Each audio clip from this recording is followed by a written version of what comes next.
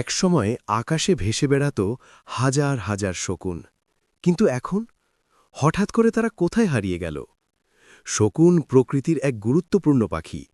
তারা মৃত প্রাণীর দেহ খেয়ে পরিবেশ পরিষ্কার রাখত, মানে এক কথায় তারা ছিল প্রকৃতির ক্লিনার।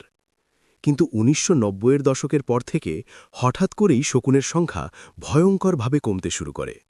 বিশেষ করে দক্ষিণ এশিয়ায়, বাংলাদেশ, ভারত, নেপালে প্রায় ৯৫% শকুন হারিয়ে যায়। এর প্রধান কারণ ছিল একটি ওষুধ, ডাইক্লোফেনাক।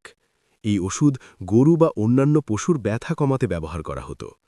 সমস্যা হল, যখন কোনো পশু এই ওষুধ খাওয়ার পর মারা যেত, শকুন সেই মৃতদেহ খেলে বিষক্রিয়ায় আক্রান্ত হতো। ফলাফল, শকুনের কিডনি নষ্ট হয়ে তারা অল্প সময়েই মারা যেত। শুধু ওষুধই না, আরও কিছু কারণ আছে।